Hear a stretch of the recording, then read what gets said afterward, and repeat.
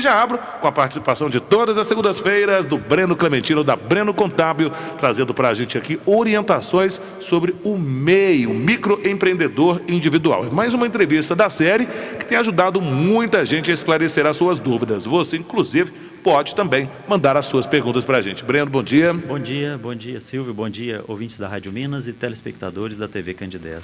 Gente, quem quiser pode mandar perguntas pelo nosso WhatsApp, viu? O WhatsApp aqui é o 99370321, 999370321. Inclusive, algumas perguntas já vão chegando, viu? O assunto do MEI, ele gera muita dúvida realmente. O MEI é novidade, né, Breno? Realmente, o MEI é uma novidade e um benefício.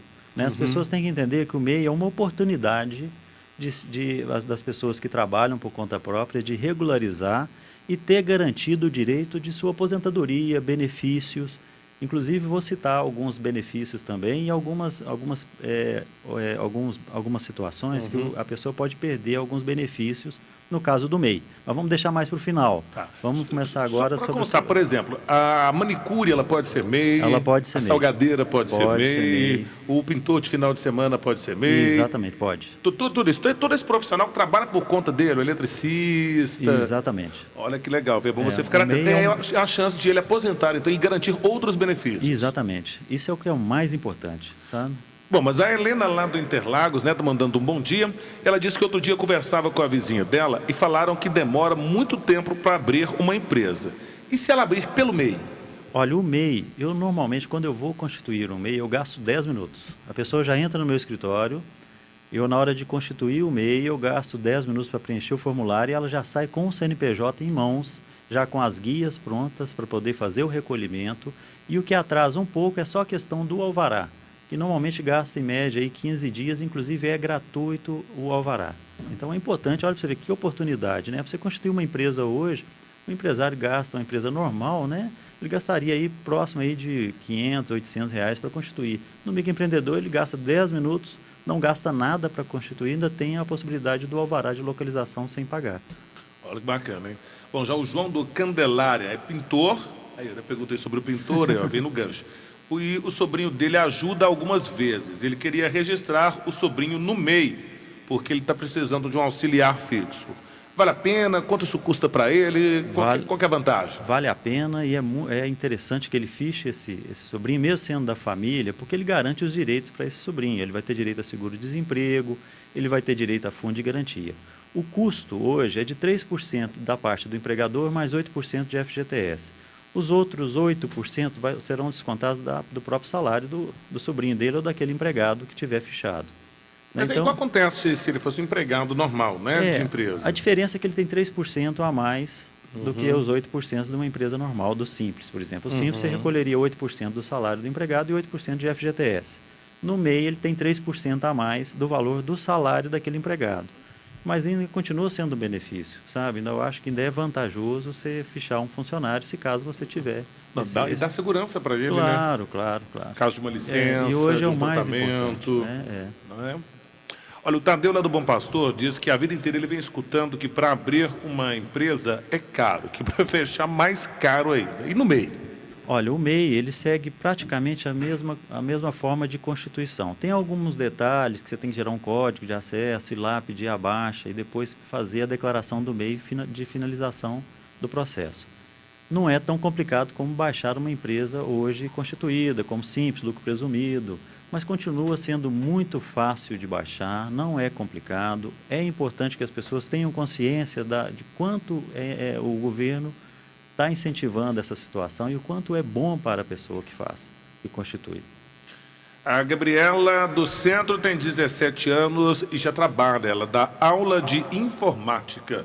Ela gostaria de ser MEI, já novinha e já quer entrar para o microempreendedor individual. Como ela pode se inscrever? Vale a pena? Olha que legal, ela já é nova, né, Silvia, tão preocupada com essa situação.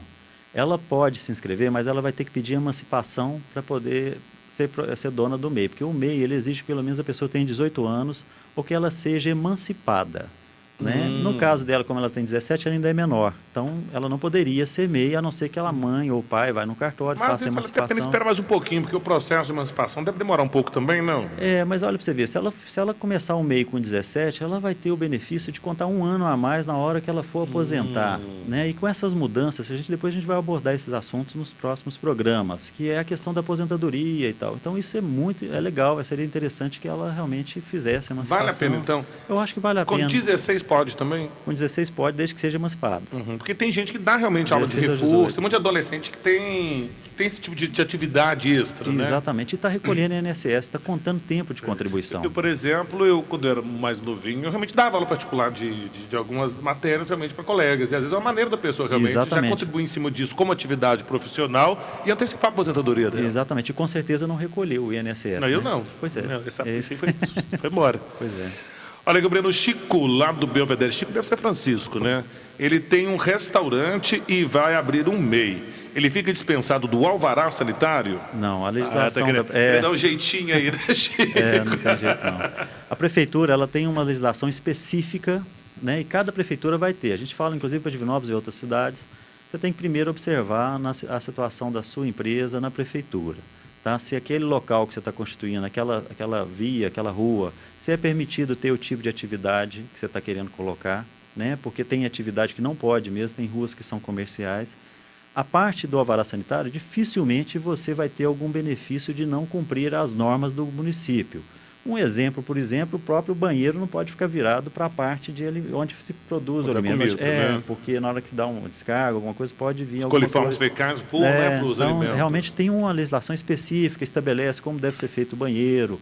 Né? Inclusive, a pessoa às vezes vai montar um negócio desse tipo, nessa situação de alimentos, e tem que primeiro procurar a prefeitura, fazer um projeto, pedir a aprovação desse projeto. É lógico que ele tem um prazo para adequação, mas ele tem um princípio que ele tem que seguir. Então, ser MEI não quer dizer que ele está dispensado de ter obrigações básicas, né? Como principalmente o alvará sanitário. Ouvinte pergunta, fiz o MEI há quase 4 meses, mas até hoje não me deram alvará. O que ela tem que fazer, hein? Olha, primeiro ela tem que ver como é que está o processo dela e se também não está tendo algum impedimento da atividade dela como MEI. Né? Porque pode ter algum impedimento, é o que eu te falei. Antes de constituir o MEI, é importante que o empresário, que eu já entendo como empresário, que ele procure o município e verifique se a atividade dele tem algum impedimento na área que ele está constituindo.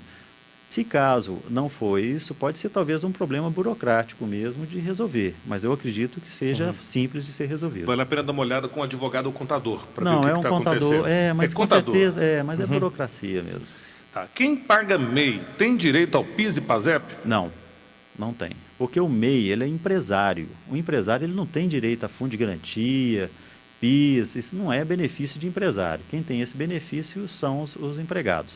E é interessante essa parte do PIS. Vamos aproveitar que a gente já está falando, porque é comum as pessoas às vezes trabalham para um dentista e acham que vão ter direito ao PIS. Não tem, porque o PIS ele é um benefício quando a empresa recolhe o PIS nos seus tributos. Então, esse PIS volta para os empregados. Quando ele trabalha, por exemplo, como empregada doméstica, ou como ele trabalha para um profissional liberal, esse profissional não recolhe o PIS. Ele recolhe, normalmente, o imposto como tributado na fonte, faz o livro caixa, mas não recolhe o PIS. Então, ele não tem direito ao PIS. Funcionário de consultório, de escritório, geralmente não tem. Consultor, quando é pessoa física. Tá? Ou Médico, quando dentista. Exatamente. Agora, se ele tiver psicólogo. Exatamente. Desde que ele tem que trabalhar para uma empresa que recolhe o PIS. Aí sim ele vai ter o direito do PIS, que é um benefício social, né? O PIS ele já vem como um benefício social. Mas é importante que a empresa recolha. É muito comum as pessoas me perguntarem, mas por que eu não tenho direito ao PIS? É porque o seu patrão não recolhe PIS, então você não vai ter direito ao PIS. Para fechar, você disse que queria deixar alguns benefícios também para incentivar as pessoas a fazerem o MEI. O que me preocupa é o seguinte, porque a pessoa às vezes constitui o MEI, mas ela está fichada num emprego. Tá? Ela trabalha numa empresa e constitui um MEI porque ela faz unha no final de semana. Só que na hora que ela sai da empresa, que ela está contando com seguro-desemprego, ela não vai receber. Porque ela tem um MEI, ela é constituída, o governo entende que ela tem outra renda, então ela não tem necessidade de receber o seguro-desemprego. Por exemplo, aposentadoria por invalidez também. Se a pessoa constituir o MEI, ele vai perder o benefício da aposentadoria por invalidez. Então, é interessante que as pessoas observem isso. Um outro detalhe também, quando a pessoa está recebendo auxílio-doença constituído MEI, ele tem que recolher o ICMS ou o ISS correspondente ao MEI. Ele não é obrigado a recolher o INSS, parte do pagamento do MEI, que é 44 e pouquinho. Mas a parte do ICMS e do ISS, ele é cumulativo, ele vai somar. A partir do momento que passar de R$10, você tem que recolher. Por que é R$10? Porque a Receita Federal não aceita nenhum valor abaixo de R$10. Então, ele tem que esperar chegar nos R$10 e, quando chegar, ele fazer o recolhimento dessa guia. Se caso ele esquecer, vai começar a contar juros, apesar de ser pouco, né, R$10, mas vai continuar, vai contar. Gente, quem tiver mais dúvidas desta área contábil, inclusive do microempreendedor individual, pode procurar. A Breno Contabilidade funciona aqui no edifício Costa Rangel, 16º andar, né? Sala 1617, o nosso telefone é 3212-0146, né? Qualquer dúvida que tiver, vai ser um prazer poder esclarecer.